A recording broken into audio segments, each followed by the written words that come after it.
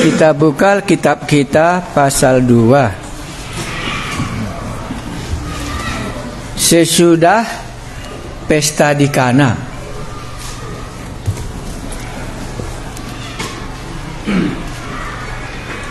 Sesudah pesta di Kana itu Yesus menyucikan bait Allah. Ayat 13 sampai 25.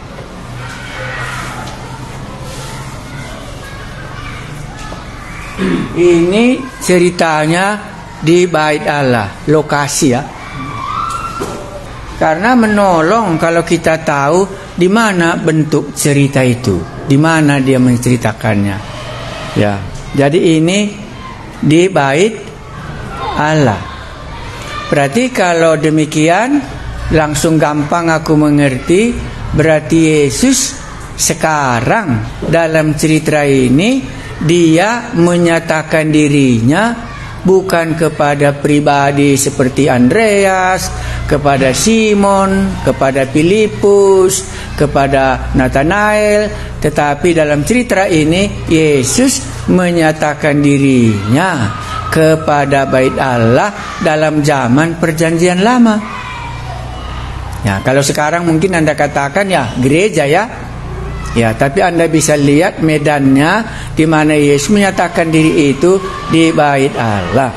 Jadi bisa juga kita buat judulnya Yesus menyatakan dirinya di bait Allah.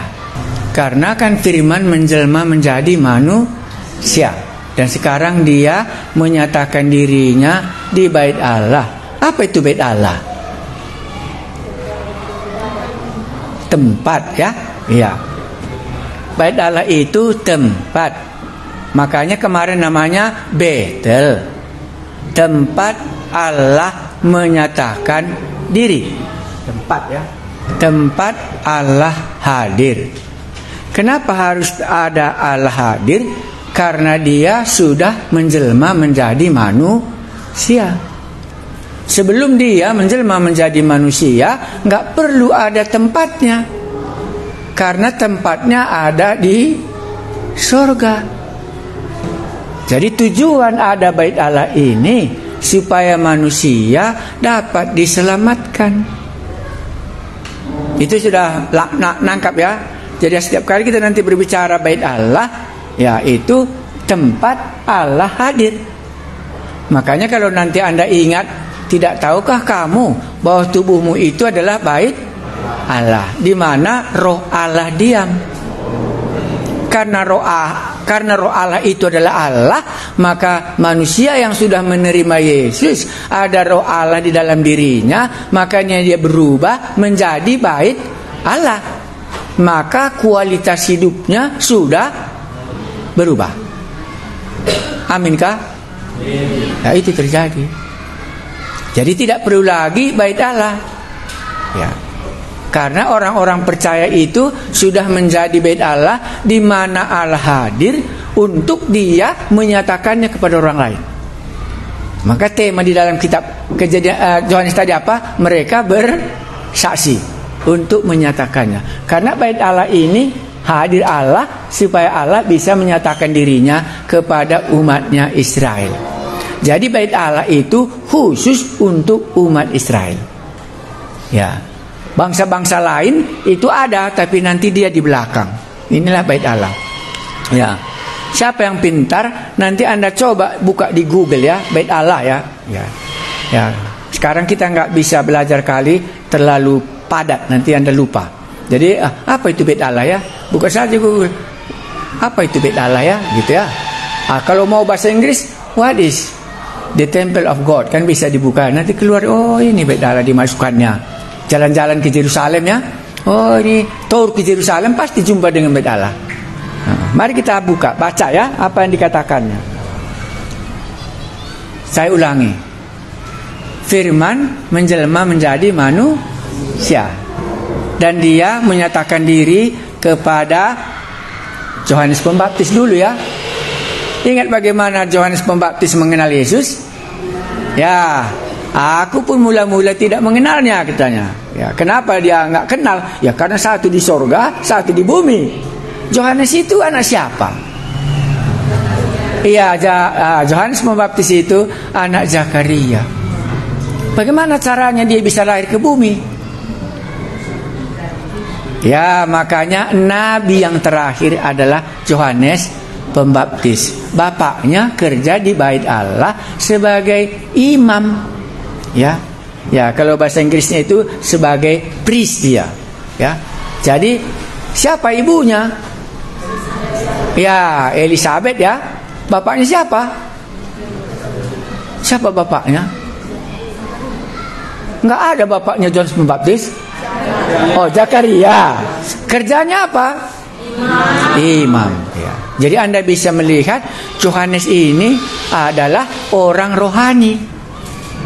Bapaknya pun orang rohani. Lahirnya pun dia secara mujizat karena orang tuanya sudah tua. Lahirlah dia. Dan Yohanes Pembaptislah nabi terakhir. Sudah itu nggak ada lagi nabi. Ya, itulah pertama kita tahu ya. Ya, dan Yesus menyatakan diri pertama kali kepada Yohanes Pembaptis. Sesudah itu disaksikannya kepada Andreas, kepada murid-muridnya. Maka murid-murid Tuhan Yesus juga pun adalah muridnya Yohanes Pembaptis. Itu banyak ya.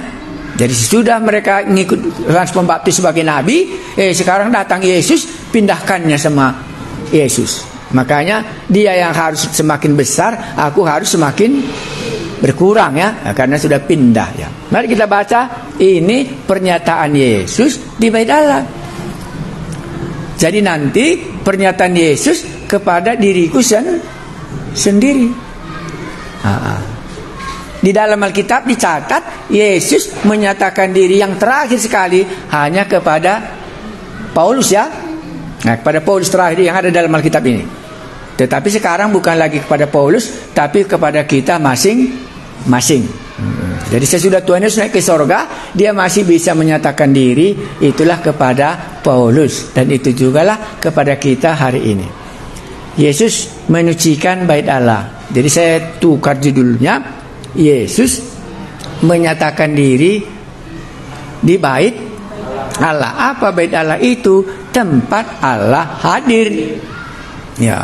Jadi kenapa dia menyatakan diri di Bait Allah itu? Kemungkinan tidak hadir lagi dia selama ini.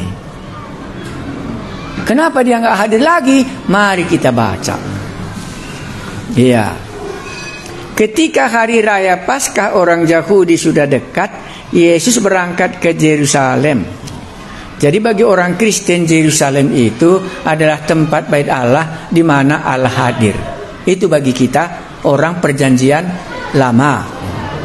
Dalam bait suci didapatinya pedagang-pedagang lembu. Aturnya bait suci apa didapati di situ? Aturannya Allah yang ada di situ didapati ya. Tetapi waktu Yesus ke situ apa didapatinya? Iya. Makanya Allah nggak hadir lagi di situ. Sekarang dia hadir. Ya, itu yang ada. Ya, nanti Anda bisa aplikasikan. Dalam bait suci didapatinya bukan roh Allah dan bukan Allah, tapi pedagang-pedagang lembu, pedagang kambing, domba dan merpati dan penukar-nukar uang duduk di situ. Tahu Anda ayat 14 ini apa artinya? Belum ya. Karena orang Israel itu sudah berserak, bahkan sampai ke Arab. Makanya dalam Kisah Rasul pasal 2, kalau gitu ayat 14 ini bisa Anda tulis Kisah Rasul pasal 2. Sudah berserak orang Israel itu. Jadi bahasanya pun tidak lagi satu. Ya. Jadi kalau dia datang beribadah ke hadapan Allah, ya, itu pasal 2 itu sebelah berapa banyak suku yang datang ke Bait Allah pada hari raya Pentakosta ya. Nah, itulah membuktikannya umat Israel itu sudah berserak. Makanya ayat 14 ini diungkapkan itu. Karena mereka jauh dari tempat lain mau memberikan persembahan kepada Allah di Bait Allah, karena dulu persembahan di Bait Allah itu persembahan bakarannya.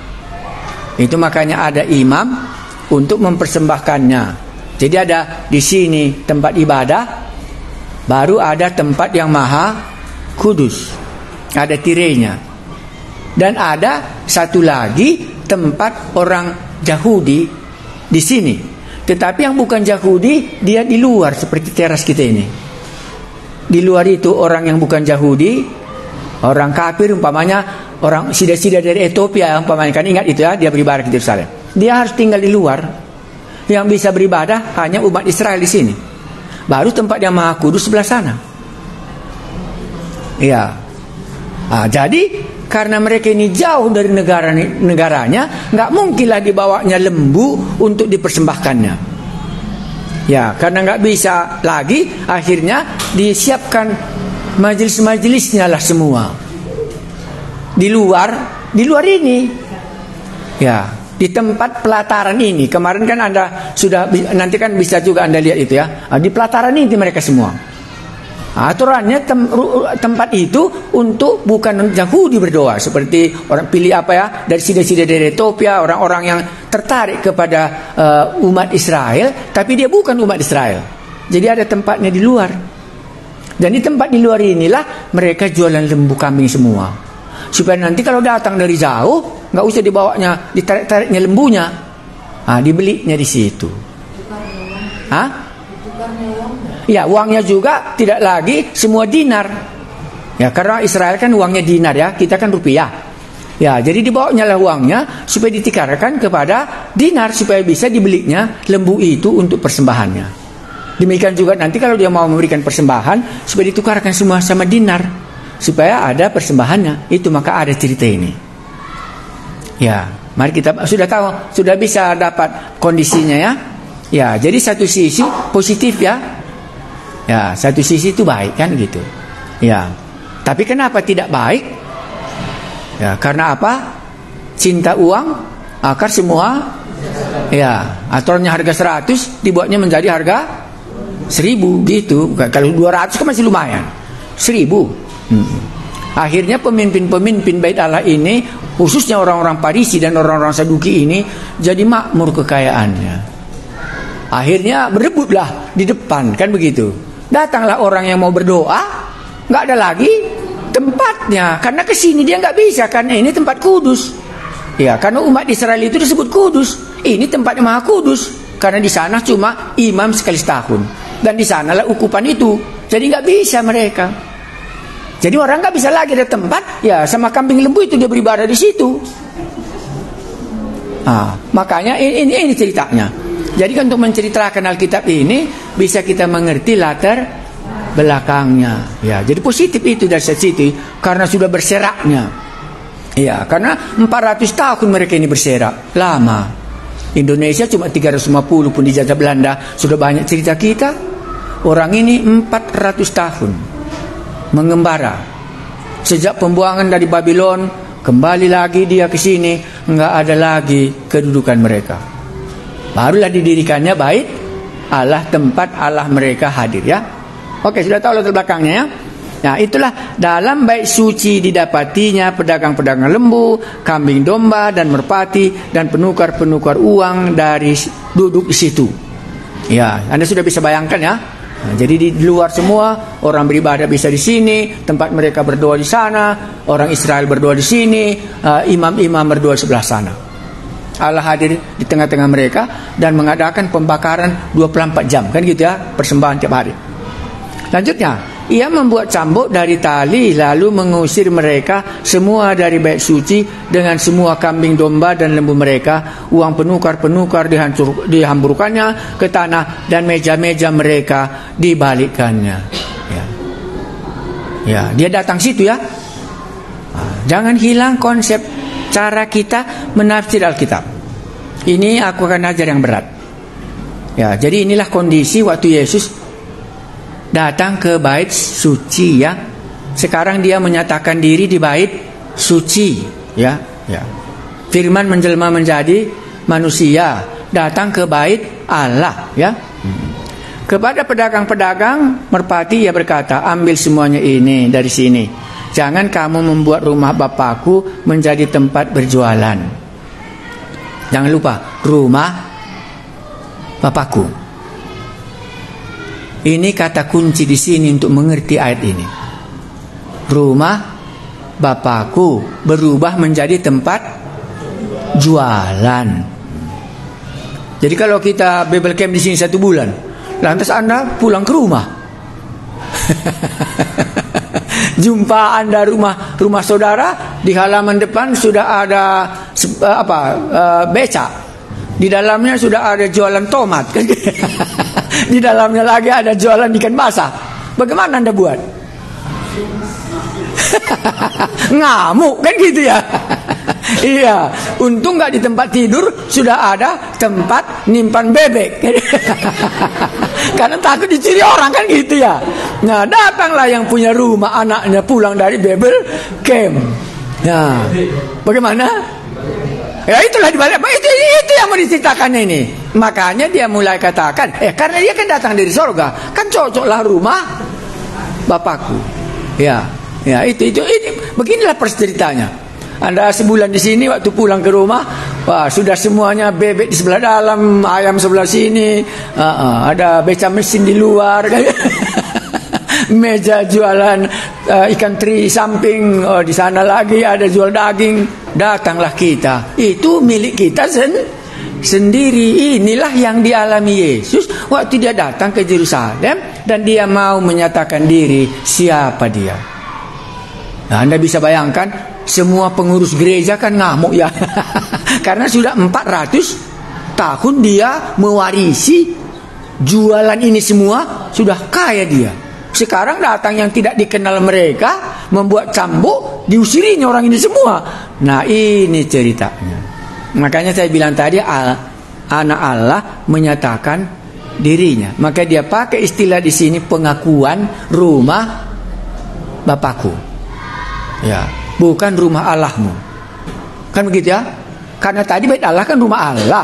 Sekarang bukan lagi jadi rumah Allah, jadi rumah jualan. Kan itu tadi bilangnya, kenapa kau buat rumah ini sudah tempat jualan? Rumah ini aturannya rumah berdoa, sekarang sudah menjadi rumah jualan. Di mana salahnya itu? Di mana salahnya? Tadi positifnya kita sudah lihat. Kenapa mereka buat itu? Karena jauh. Akhirnya waktu mereka mau mempersembahkan persembahan kepada Allah, payah mereka membeli lembu entah kambing ke pasar. Apalagi mereka membawa uang bukan dinar, nggak laku. Money changersnya haruslah dibuat di bait Allah. Positif kan? Iya. Tapi bagaimana jadinya? Menjadi negatif. Ya, makanya dikatakan semua orang berdosa itu apa saja pun dibuatnya tetap di dalam dosa. Ya, orang berdosa itu apa saja pun dibuatnya tetap dalam keadaan dosa. Lupa dia tujuan bait Allah tadi nomor 1 daripada jualan. Iya. Berubah dia. Sekolah teologi ini baik. Ya. Tapi yang baik itu yang dipakai dosa supaya ternyata dia menjadi dosa. Tahu ayat itu di mana? Roma 7, itu benar. Roma 7. Jadi Anda bisa tuliskan dalam ayat 14 tadi ya. Ini sekarang ayat 15 tulis. Tuliskan di situ Roma 7 ayat 13. Oke, coba baca. Jika demikian, adakah yang baik itu menjadi kematian bagiku? Sekali-kali tidak. Tapi supaya nyata bahwa ia adalah dosa, maka dosa mempergunakan yang baik untuk mendatangkan kematian bagiku, supaya oleh perintah itu dosa lebih nyata lagi keadaannya sebagai dosa. Iya, dosa memakai apa? Yang baik itu. Itu kan. Itu apa ya? Inilah cerita kita ini. Ya, dosa. Apa tadi istilah kata bahasa Indonesianya? Memakai. Ya. Dosa. Iya, mempergunakan. Iya, dosa mempergunakan. Ya. Mempergunakan yang baik untuk mendatangkan kematian. Iya. Dosa mempergunakan yang baik. Ya.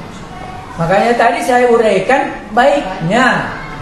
Ada lembu, ada kuda, ada penukar uang, semua kan baik. Supaya orang-orang yang jauh bisa mengambil ini dan dipersembahkannya.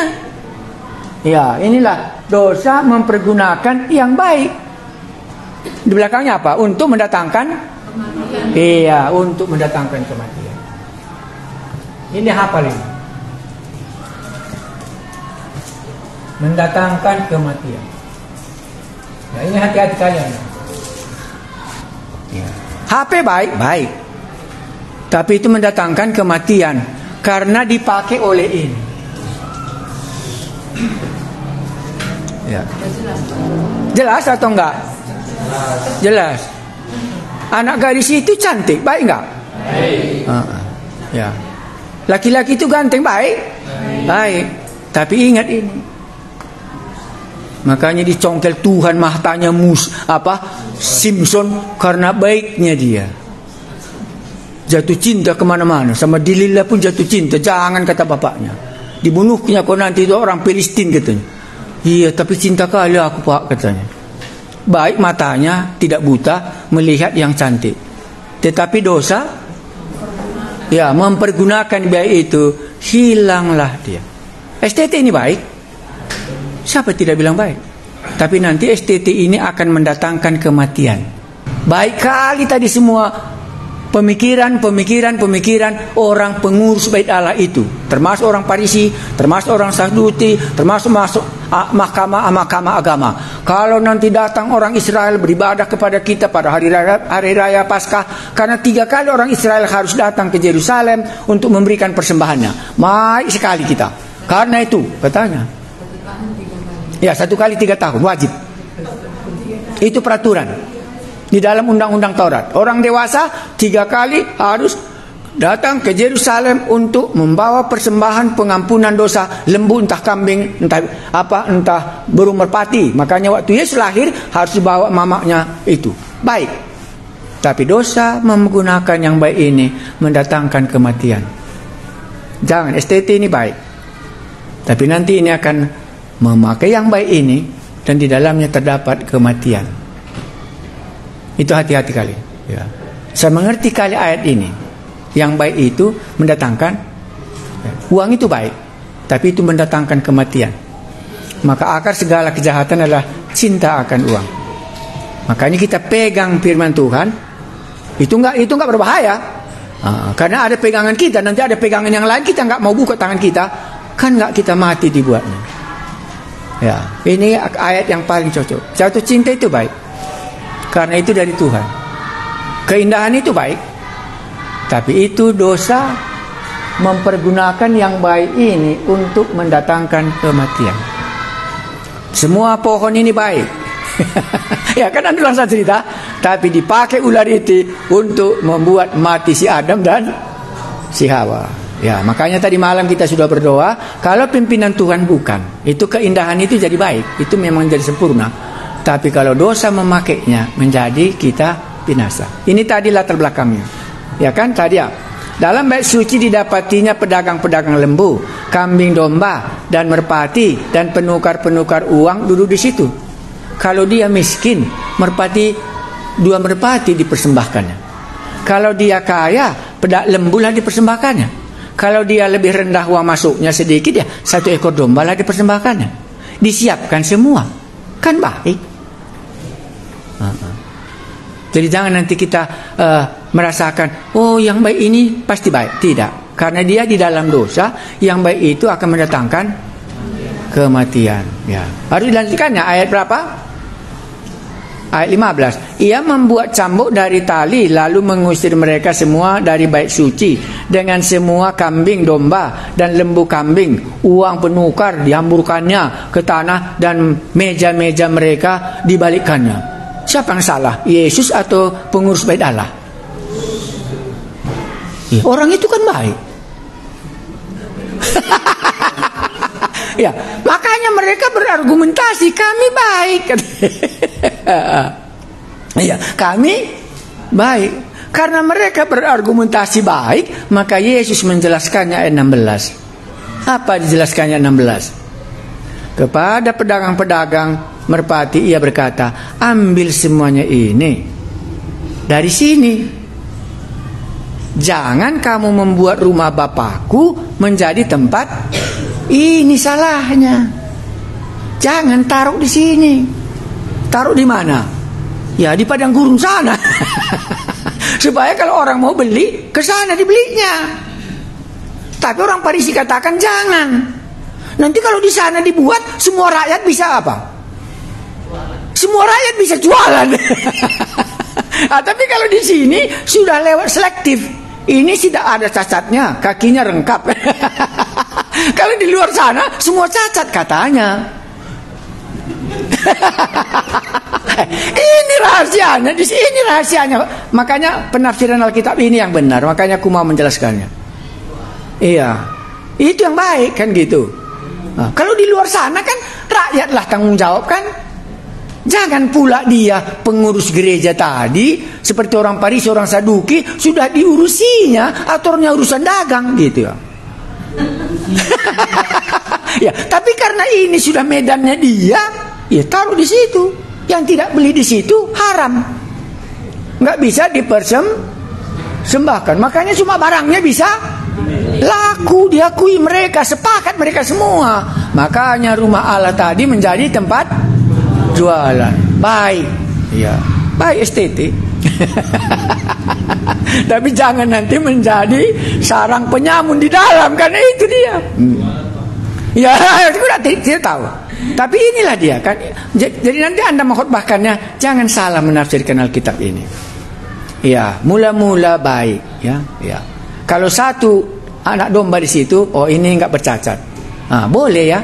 Tapi karena sudah berebut, nggak ada lagi tempat orang berdoa. Karena masing-masing orang Farisi kan dapat giliran. Oh, ini apa? Lapakku katanya, apa gelembing lapak. Iya, dapat jatah lapak masing-masing. Apalagi ketua apanya? Ketua bedala. Lapaknya lebih banyak. Iya, yang dapat lapak yang sederhana ya cuma jual burung merpati.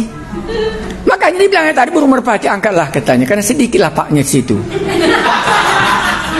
Kan nggak diusirnya kan? Coba baca. Sopan dia. Kenapa? Karena orang-orang miskin yang beli ini. Nah, jadi kalau orang miskin kan nggak banyak uangnya. Nah, jadi kalau nggak banyak uangnya, sedikit pun lapaknya cukup lah gitu ya. Ya, makanya angkatlah katanya. Nggak diusirnya kan? Angkatlah barangmu ini. Baru katakannya, janganlah buat rumah Bapakku menjadi tempat berjualan. Positif ini.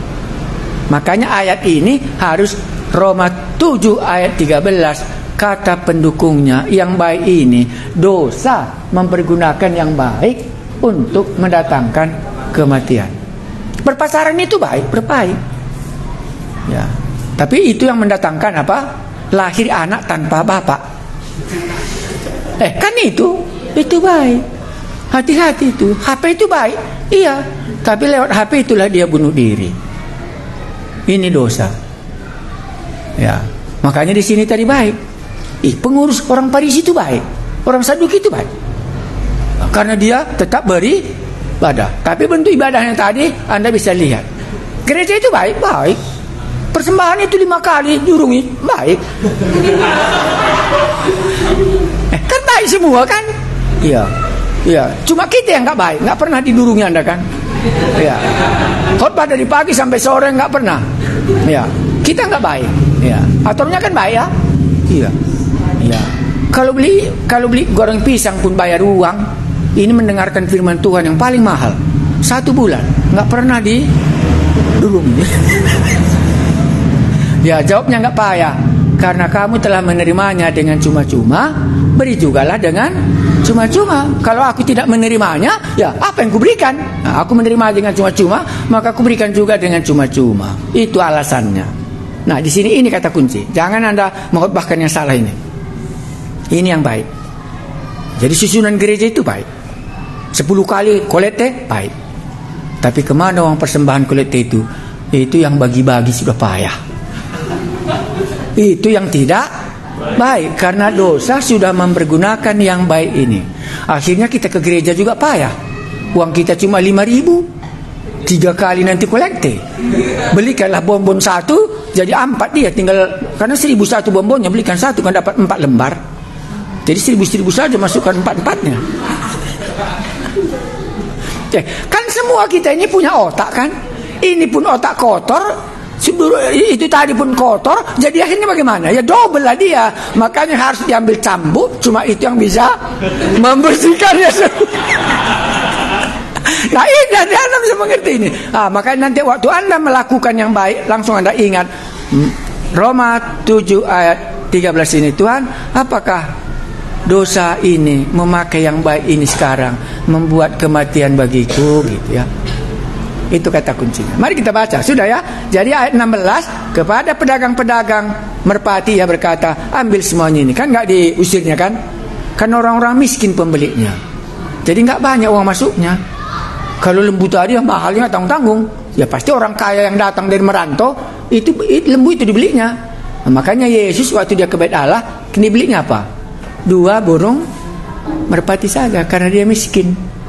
Iya, ya. Tapi ini dia, ya, berarti waktu dia ke situ sudah dilihatnya jualan sudah. Tapi karena belum sampai waktunya dia tidak bertindak. Oke ya. Nah, kepada pedagang-pedagang merpati ia berkata, ambil semuanya ini dari sini. Jangan kamu membuat rumah Bapakku menjadi tempat berjualan. Oke, ini kata kunci ayat 16. Belum saya uraikan nanti. Maka teringatlah murid-muridnya bahwa ia ada tertulis, cinta untuk rumahku menghanguskan aku. Ya, ya. Firman Tuhan yang mana? Tulis di situ Mazmur 69 ayat 10. Itu artinya menghanguskan, menusahkan ya, membakar hatiku, marah di dalam gitu ya. Ya, Mazmur 69 ayat 10. Itu ayat berapa? Ayat bukan ayat ini paralelnya berapa? Ayat 16 paralelnya. Oke, ayat 17 ya. Maaf. Ayat 17. Ini paralelnya Mazmur 16 ya. Oh, Mazmur 69 ayat ya, itu firman Tuhan berkata, cinta rumahmu menghanguskan aku. Maka di sini karena cintanya rumah Tuhan tadi, maka murka Yesus di sini. Ya, nanti orang katakan Yesus gak pernah marah, itu salah ya. Karena di sini dia murka karena mencintai rumah itu. Seharusnya Allah di situ hadir, sekarang sudah hadir siapa? Orang Farisi, orang Saduki, dipakainya mendapatkan keuntungan daripadanya. Ya, jadi boleh nanti. Jadi kalau jadi pendeta nanti aku Pak mendatangkan keuntungan nanti dari gereja itu bagaimana? Wah, berbahaya ya. Ya. Ya, nanti marahlah Tuhan sama Anda kan gitu. Tapi kan pendeta Pak, kan harus dapat. Ya, saya tidak tahu, jangan. Tapi ingat ini, dosa menggunakan. Ya, itu ada batasannya sama kita. Oke, saya baca berikutnya. Ya. Orang-orang Yahudi menantang Yesus. Betul ya? Ya. Katanya, tanda apakah dapat engkau tunjukkan kepada kami bahwa engkau berhak bertindak demikian? Apa haknya? Dari mana surat izin bahwa Pak Pamong Praja akan mengusir orang jualan di pinggir jalan? Kan itu rahasianya. Apa tandanya kau begini-gini kan gitu ya? Ya, karena dia kan nggak dikenal. Ya, makanya dikatakan di dalam Yohanes pasal berapa itu? Dia datang kepada milik kepunyaannya. Ya, itu tuliskan ayat bandingannya ayat 18. Ya. Dia datang kepada milik kepunyaannya, tetapi milik kepunyaannya tidak mengenalnya dan tidak menerimanya. Enggak dikenalnya orang itu. Walaupun tadi sudah dikasih taunya 16. Kan sudah dikasih taunya tadi rumah Bapakku. Ya, tapi mereka tidak kenal, makanya dia minta tanda, gitu ya. Ya, itu artinya kalau Anda khotbah nanti. Ya, makanya di sini Yesus sedang menyatakan dirinya siapa dia. Ya, karena orang Israel itu tidak tahu, maka ayat 18 dikatakannya orang-orang Yahudi menantang Yesus, katanya, tanda apakah dapat engkau tunjukkan kepada kami bahwa engkau berhak bertindak demikian? Dari mana suratmu? Dari Roma? Dari kekaisaran Romawi? Dari mana datangnya? Ini kan kami ini di bawah kekaisaran Romawi. Karena gereja kan di bawah kekaisaran Romawi Bait Allah pada waktu itu. Dan hampir bait Allah itu bersamaan kekuasaannya dengan Rom. Waktu Pilatus Anda bisa lihat ya, kami tidak bisa membunuh, tapi Roma bisa membunuh. Tetapi dia punya hak untuk mengusulkannya kepada kekaisaran Romawi supaya Yesus yang disalibkan. Status mereka mirip, sama. Dan Rom mengambil hati orang Israel karena itu kan dijajahnya, supaya tetap di bawah kekuasaan kerajaannya. Makanya mereka ini katakan, siapa memberi kuasa kepadamu? Kalau Roma kasih kuasa kepadamu, mestilah mereka apa gimana? Takut. Iya, itu ceritanya. Ayat 19. Jawab Yesus pada mereka, rombak bait Allah ini, dan dalam 3 hari aku akan mendirikannya kembali. Bingung orang itu, rombak bait Allah ini. Ya, supaya aku mendirikannya kembali. Itulah tanda. Kalau kamu mau minta dengan tanda apa aku berkuasa melakukan pengusiran ini semuanya. Makanya tanda itu ayat yang keberapa? 19. Rombak, dalam 3 hari aku akan membangunnya. Ayat 20. Lalu kata orang Yahudi kepadanya, 46 tahun orang mendirikan bait Allah ini, dan engkau dapat membangunnya dalam 3 hari. Iya, 46 tahun ya. Karena Anda baru tingkat 1, saya tidak jelaskan sejarah pembangunan bait Allah. Hanya Anda bisa langsung tahu kalau Anda membaca nabi-nabi sesudah pembuangan dari Babylon, mulailah pendirian bait Allah, dan lamanya 46 tahun. Dan di situ Raja Herodes lah yang akan mendirikan bait Allah ini. Karena kita baru pertama, kita tidak menceritakan bagaimana bait Allah ini kok 46 tahun mendirikannya. Ya, oke ya. Ya, berikutnya ayat berapa? Tetapi yang dimaksudkannya dengan bait Allah ialah tubuhnya sendiri. Sekarang bait Allah pindah kemana? Iya. Itu apa artinya? Tadi kita katakan bait Allah itu apa artinya? Tempat Allah. Dan kalau mau beribadah mereka kemana? Harus datang ke bait Allah. Sekarang kalau pindah ke tubuh Yesus menjadi bait Allah bagaimana? Iya, berarti Yesus itulah sekarang tempat kami beribadah. Itu maksudnya dia. Iya. Karena bait Allah ini tadi didirikan baru 46 tahun yang lalu. Ya, jadi ayat ini dikatakannya, ya. Kemudian Bapak, tetapi yang dimaksudkannya dengan bait Allah ialah tubuhnya sendiri. Ya, ini pelan-pelan kita karena yang agak payah ya. Jadi orang yang datang ke bait Allah kan mau beribadah. Sekarang kalau kita mau beribadah ke bait Allah sudah runtuh tahun 70. Jadi bait Allah itu runtuhnya tahun 70 dan sampai sekarang tidak didirikan. Tahun 70 dihancurkan. Jadi kemana mereka beribadah sekarang? Kepada tubuhku sendiri. Makanya kita beribadah kepada Yesus. Ini sekarang, bukan lagi bait Allah yang sudah diruntuhkan ini. Kita berdoa di tempat-tempat yang sudah diruntuhkan ini. Ya, itulah kata Yesus. Jadi jangan lupa, tema Injil Yohanes semuanya firman menjelma menjadi manusia. Karena dia tidak dikenal, maka dia memperkenalkan dirinya kepada siapa? Kepada murid-murid ya. Ya, kepada Thomas, kepada ini sekarang. Kepada siapa lagi? Pesta di Kana. Ini kan pesta di Kana di atasnya ya. Kepada pesta di Kana diperkenalkannya dirinya. Ya, sebagai apa? Sebagai pencipta. Air dijadikannya menjadi air anggur. Itu berapa di dalam pasal 1? Segala sesuatu dijadikan oleh di ayat berapa itu? Coba baca. Segala sesuatu dijadikan oleh Dia, dan tanpa Dia tidak ada sesuatu pun yang telah terjadi. Iya.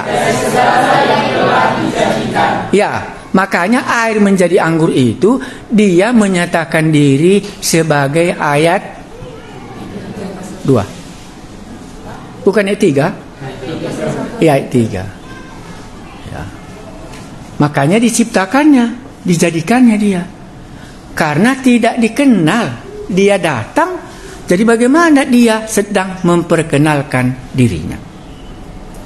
Jadi melalui kemarin kita sudah ini kuhapus lagi ya. Jangan lupa kata ini.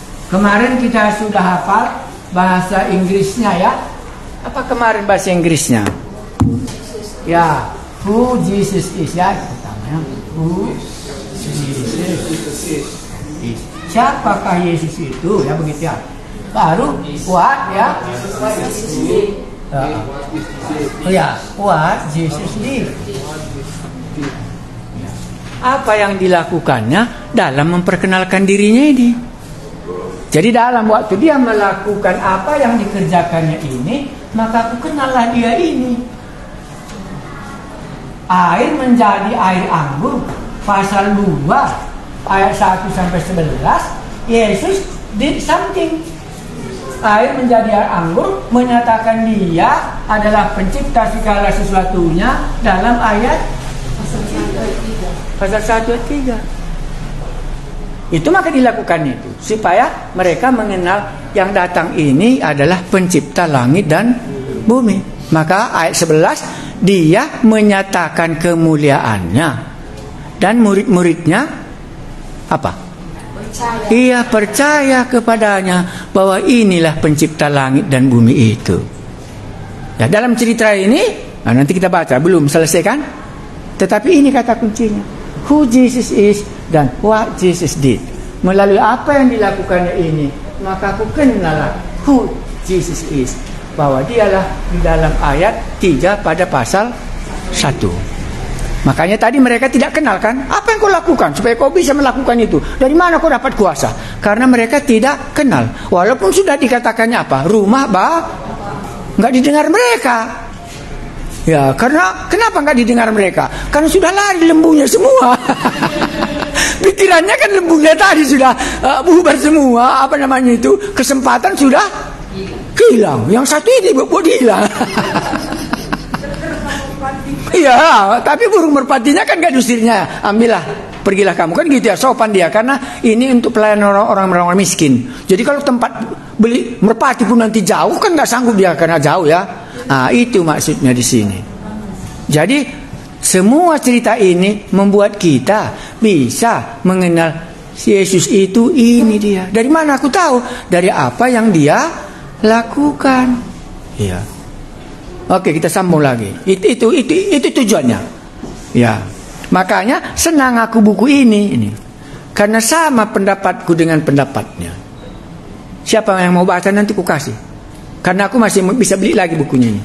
Tapi sekarang tahu aku mahal, tapi buku yang sama dengan apa aku mengerti. Akhirnya bangga juga aku. Kalau begitu sudah bisalah ku tulis Injil Yohanes ini. Karena dia ini sudah to prove namanya ya.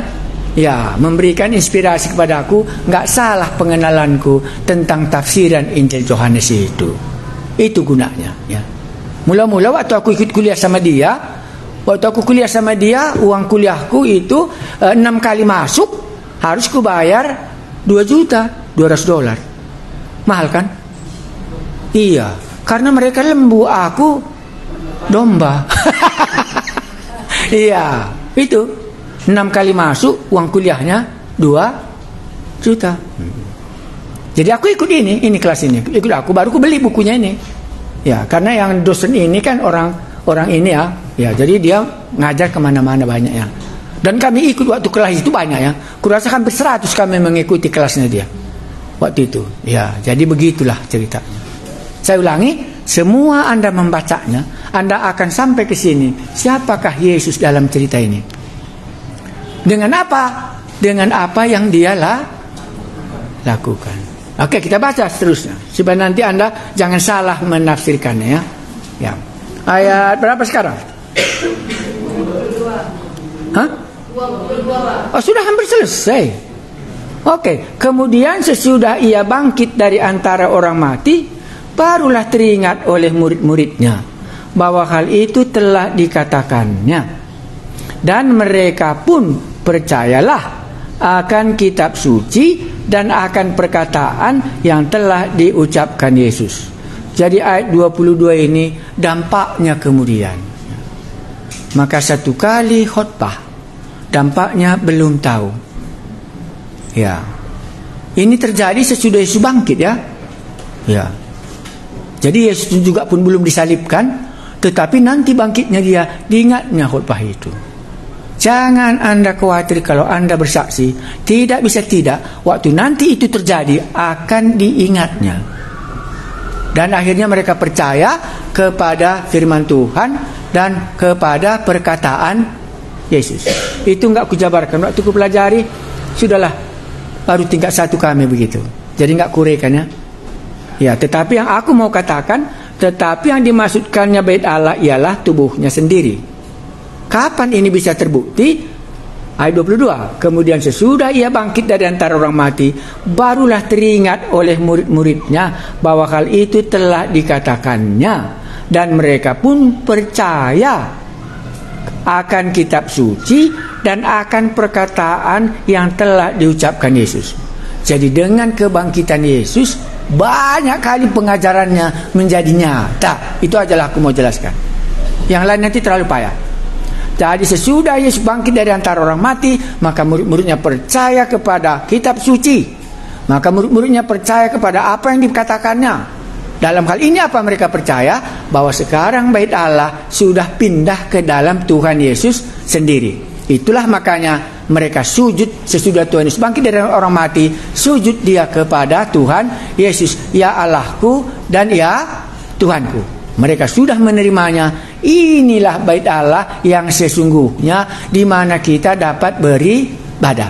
Kalau enggak kepada perempuan Samaria kan dikatakannya ya, akan datang waktunya orang yang menyembah Allah harus menyembah dalam roh dan kebenaran. Artinya di situ dalam roh dan kebenaran, Yesuslah kebenaran.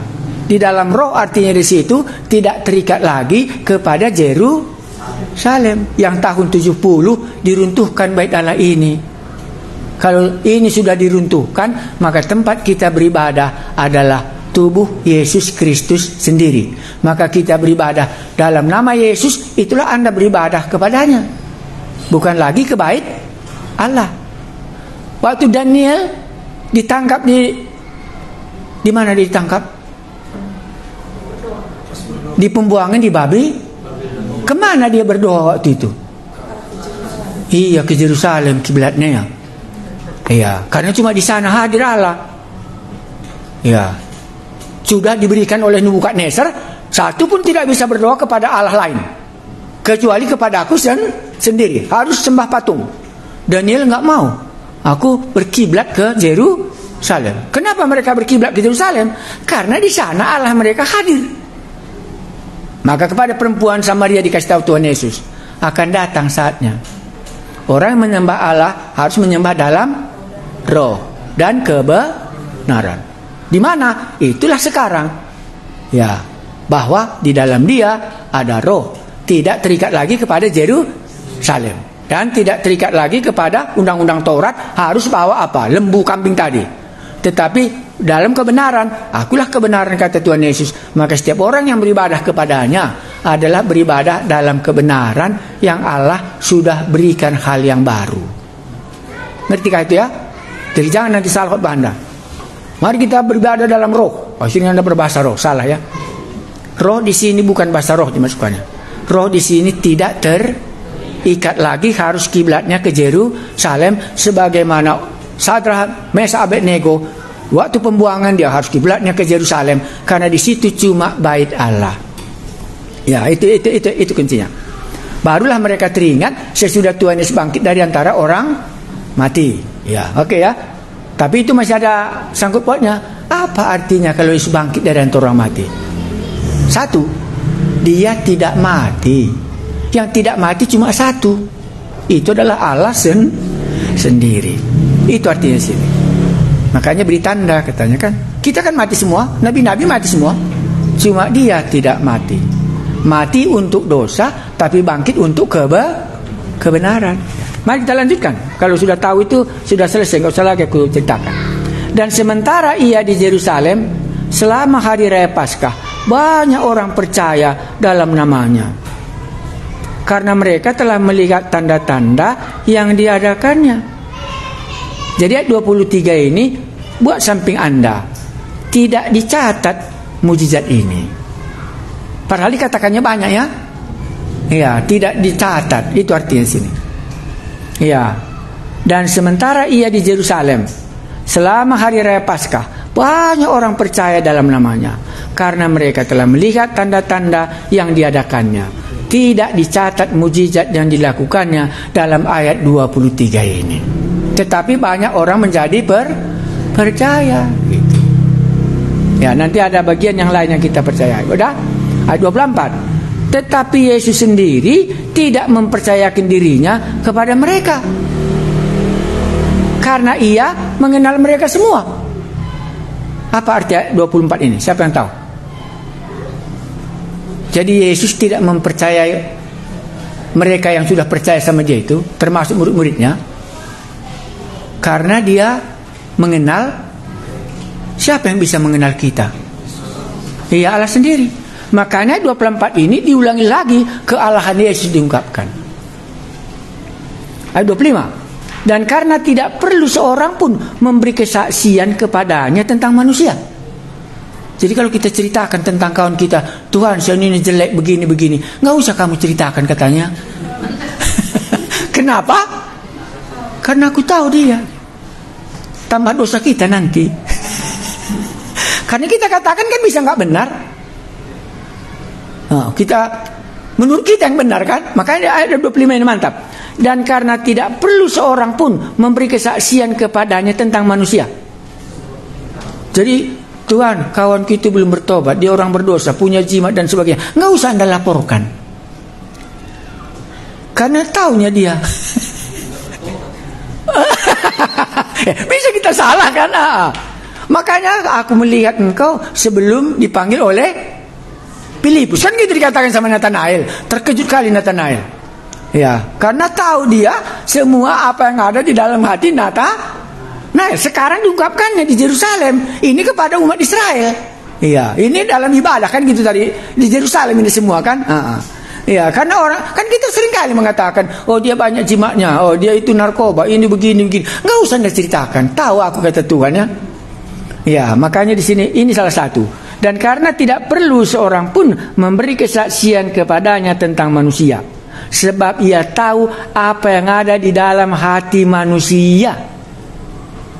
Ini kubuat ayatnya paralelnya supaya Anda bisa mengerti. Markus 2 ayat 8. Kalau Anda khotbah nanti kan masukku. Karena dia itu Allah, maka dia mengetahui segala sesuatu. Yohanes 1 ayat 3. Betulkah? Di sini Yohanes 1 3. Ya. Oke, ada yang mau ditanya? Jadi tahu Tuhan di dalam hatiku waktu kuliah ini? Tahu dia ya. Ya, entah aku nulis, entah aku baca, entah aku ngantuk. Makanya kalau aku ngantuk kan aku bilang aku ngantuk, dia sebentar gantilah khotbah. Karena tahu dia kok ngajar kau ngantuk-ngantuk kan gitu, nanti takut aku. Iya kan begitu. Iya, aku ini bait Allah. Aku ada di tengah-tengah kamu kan gitu di sini. Ini arti ini. Iya. Dan karena tidak perlu seorang pun memberi kesaksian kepadanya tentang manusia, sebab ia tahu apa yang ada di dalam hati manusia.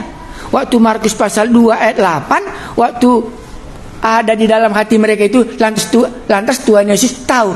Kenapa kau berpikir demikian? Ya. Itu Markus pasal 2 ayat 8. Jadi tahu dia apa ada dalam hati kita. Oke, itu aja dulu. Maka dalam semua cerita ini ayat 13 sampai 25, Yesus menyaksikan di bait Allah itu bahwa dialah empunya bait Allah ini. Dengan kata apa? Kenapa kau membuat rumah Bapakku? Dialah pemilik rumah itu. Makanya dia berhak melakukannya semua. Mereka takluk. Taat mereka atau enggak? Taat, karena dia memiliki kuasa. Jadi dengan mereka takluk itu sudah menunjukkan bahwa dia adalah pemilik bait Allah itu. Mari ikutlah aku, kan itu dalam surat Filipus ya. Ikut langsung Filipus itu, karena apa yang dikatakannya semuanya akan terjadi. Mulai dari pasal 2. Apa saja nanti dikatakannya, lakukanlah. Ingat itu. Ya, apa kata Maria kepada yang kerja di pesta itu? Apa nanti dikatakannya, lakukanlah itu. Dan mereka melakukannya. Isi semua tempayan ini, mereka melakukannya. Ini pun apa yang dikatakan Yesus, mereka taat semua. Ya, kalau pamong praja kan bisa kita nggak takut ya. Justru kita jualan kan bisa kita bertahan. Ya, ini enggak semua harus taat. Kenapa? Karena memang dia anak Allah yang berkuasa terhadap bait Allah itu. Jadi kehadirannya di bait Allah mau memperkenalkan diri kepada semua orang-orang Farisi, orang Saduki yang beribadah di sini, mengungkapkan bahwa akulah yang mempunyai bait Allah ini. Kenapa kau buat rumah Bapakku? Di sini Yesus mengakukan dirinya bahwa bait Allah itu adalah rumahnya sendiri. Baru dia katakan, tanda apa kau buat supaya kami percaya kepadamu? Rombak bait Allah ini. Dan sesudah dia bangkit dari antara orang mati, percayalah orang itu bahwa inilah sekarang bait Allah. Dan kepadanya lah orang ini beribadah. Kita juga sama. Jadi nggak usah Anda tur ke Yerusalem untuk beribadah. Karena tidak ada lagi dia di situ. Karena bait Allah adalah Tuhan Yesus sendiri. Di mana ada Allah, kan di situ tempat kita beribadah. Yesus itu adalah Allah sendiri, maka kepadanya kita beribadah. Itulah maka Thomas, ya Allahku dan ya Tuhanku. Itulah makanya sesudah Yesus bangkit dari antara orang mati, Maria Magdalena sujud menyembah kepadanya. Itu artinya di sini. Tapi supaya jangan yang kubilang saja, di manakah di dalam Maria sujud menyembah Allah? Maria Magdalena itu ayat berapa? Ya, jadi nanti Anda khotbah supaya jangan mulut-mulut, tapi ada bukti dalam Alkitab itu. Maka Maria Magdalena menyembah dia, karena dia sudah menjadi bait Allah. Atau Markus atau Yohanes. Kalau Markus itu pasal 16 kurasa. Maria menyembah dia, itu dikubur. Janganlah pegang aku, karena aku harus kembali kepada Bapakku dan Bapamu. Coba baca, pas atau enggak? Ada yang baca Markus, ada yang Yohanes. Hah? Markus berapa? Yohanes berapa? 20. Oke, mari kita baca Yohanes pasal 20 ya. Karena di sini dikatakannya sesudah Yesus bangkit dari antara orang mati, maka teringatlah orang ini bahwa Yesus inilah sudah menjadi bait Allah. Maka waktu Yesus bangkit, mereka sujud menyembah kepadanya, bukan lagi beribadah di bait Allah, walaupun bait Allah belum diruntuhkan. Karena runtuhnya bait Allah kan tahun 70 ya. Cocokkah atau salah? Kok salah? Hah? Bukan menyembah. Berarti Markus lah. Oh, Matius 28 ayat. Oh iya, itu satu ya. Mereka menyembah dia walaupun mereka masih ragu. Sesudah Yesus bangkit. Ya, mungkin lebih cocok Matius pakai. Ya, makanya pindah bait Allahnya bukan lagi di Yerusalem, tetapi kepada Yesus. Ya, ada satu lagi selain di Matius ada. Sesudah Yesus bangkit dari antara orang mati. Karena dikatakannya tadi, bongkar bait Allah ini dan aku akan meruntuhkannya ya. Jadi tuliskan di situ bait Allah tadi runtuh, Matius pasal 28 ayat 17 ya. Ayat 9. Matius 9, Matius 28 ayat 9. Enggak ada paralelnya ya. Aku ingat Matius waktu aku khotbah. Aku ingat dia apa? Waktu aku khotbah tentang kebangkitan Yesus, cirinya di situ dan mereka menyembah Yesus. Yang lain enggak ada. Ya, itu waktu aku khotbah. Ya, tapi kalau Markus itu, Matius itu kan dalam melakukan perintahnya ya. Pergilah jadikan semua bangsa menjadi muridku. Ini dikubur dia, orang itu pergi dan dia tinggal di situ. Maria Magdalena sujud menyembah dia. Jadi bukan Matius kalian bilang ya. Ku ingat kali Markus. Tapi kalau nggak dapat nggak apa-apa. Oke, jadi kalau sekarang kita kembali kepada ilmu menafsir kita tadi. Jadi kalau nanti Anda menafsirkan Alkitab tadi, kan ini bagian yang sudah agak lebih payah ya. Jadi Yesus menyucikan bait Allah itu tujuannya untuk menyatakan dirinya bahwa firman telah menjelma menjadi manusia. Jadi kepada pribadi dan kepada bait Allah di mana orang-orang beribadah ya. Dan mereka menjadi percaya. Karena tujuan Injil Yohanes ditulis supaya kita percaya. Lain dengan Lukas. Lukas, hari ini telah lahir bagimu seorang juru selamat. Jadi di situ penekanannya what Jesus did. Apa yang dikerjakan Yesus untuk menyelamatkan.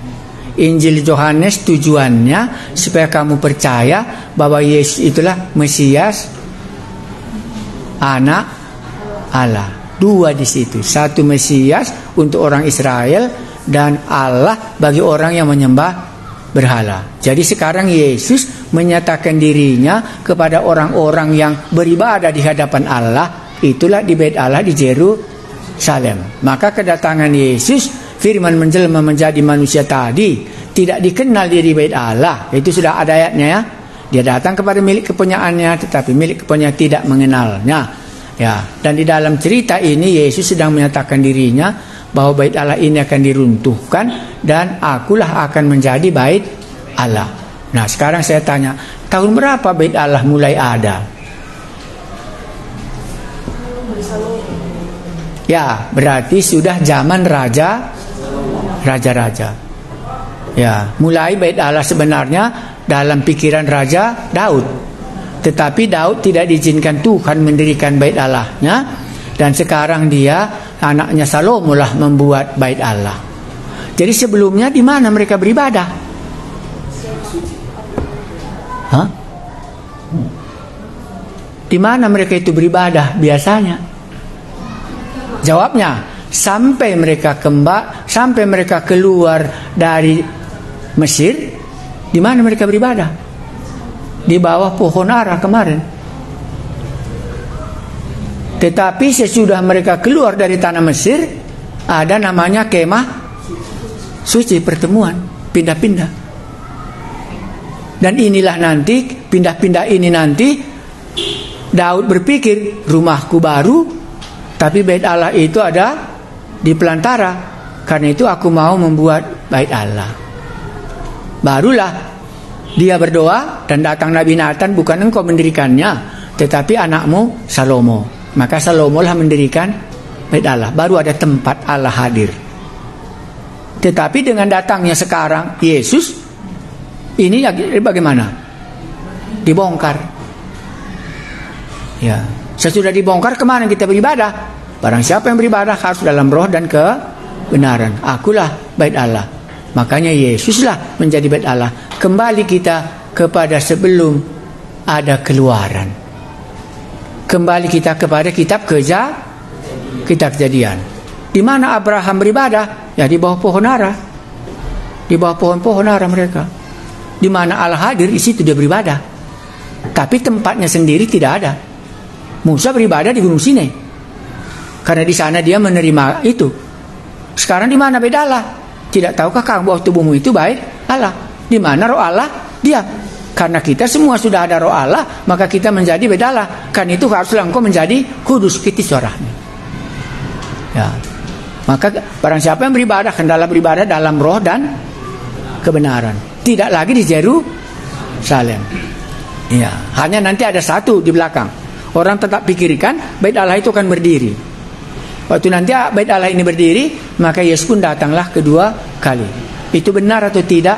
Kita tidak lama di situ. Tetapi yang kita tahu sekarang, dengan Yesus menyucikan bait Allah ini, dia sudah menyatakan dirinya menjadi bait Allah, dan sampai hari ini bait Allah itu tidak lagi tempat ibadah umat Israel. Maka tempat ibadah kita, di mana ada 2-3 orang beribadah, itulah bait Allah. Bahwa Allah hadir di situ. Jadi bagaimana kedudukan gereja? Hah? Jadi gereja itu apa? Gubuk? Jangan ente pikir di gereja itu datang Allah. Ya. Makanya gedung gereja dibakar pun nggak apa-apa, karena nggak ada orang di dalam, nggak ada rugi. Nggak ada rugi Allah maksudku. Kita yang rugi karena kita yang bangunnya. Karena itu bukan bait Allah. Karena kita seringkali kan memikirkan baik, megah kari gerejanya gitu. Makanya aku nggak mau megah gereja. Karena nggak ada nilainya. Mana tahu salah kita maksudku. Bahwa gereja itu adalah bait Allah. Gereja itu bukan bait Allah. Bait Allah siapa? Ya kamulah bait Allah di mana roh Allah diam. Ya, makanya bisa saja Allah nggak ada di gereja kita. Karena itu bukan baitnya. Maksudnya apa? Dia tidak bertanggung jawab datang ke situ karena itu bukan tempatnya tinggal. Yang tempatnya tinggal di sini karena ini tanggung jawab. Karena dia telah mati untuk orang berdosa ini. Dia tidak mati untuk gedung gereja kita itu, untuk gedung gereja ini, nggak mati untuk itu. Kita yang bangun supaya kalau ada hujan pun bagaimana? Atau ada petir yang nggak kena kita di dalam, gitu ajanya. Kalau nggak ada bedanya. Jangan nanti ada memikirkan gedung gereja itu kudus, di mana Allah hadir. No, itu salah pengertian kita. Karena bait Allah, tempat Allah hadir kan gitu. Dia orang percaya itulah Allah hadir. Ya, makanya apa dikatakan Tuhan Yesus kepada Paulus? Mengapa engkau menganiaya aku? Nah, karena Paulus mengejar-ngejar orang percaya. Ya, orang percaya itulah bait Allah dan itu dikejar-kejarnya. Maka Yesuslah harus mengaku, mengapa engkau mengejar-ngejar aku? Siapakah engkau Tuhan? Akulah Yesus yang kau aniaya. Karena orang percaya itu adalah bait Allah. Itu yang kita pelajari dari pasal 2 ini. Karena pasal 1 Yesus menyatakan diri secara pribadi semua. Iya kah? Kepada Filipus, kepada ini ke sini. Kepada mulai dari Yohanes Pembaptis ya. Nah, pasal 2 Yesus mulai menyatakan diri di pesta orang ramai ya gitu ya, makan minumnya. Pesta perkawinan kan gitu. Nah, pasal 2 ini masih ada. Itulah pesta ramai di mana?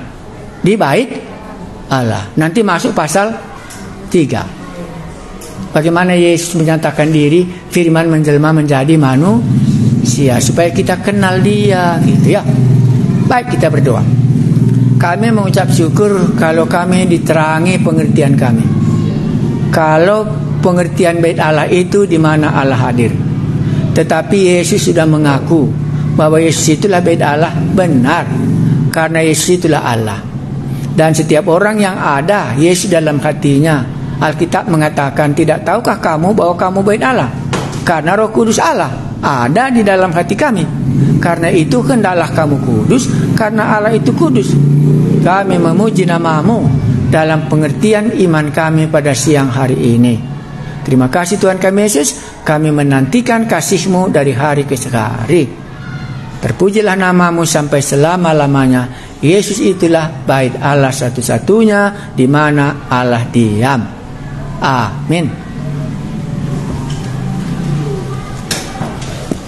Nanti kalau masuk jam 2 terlalu pagi juga boleh.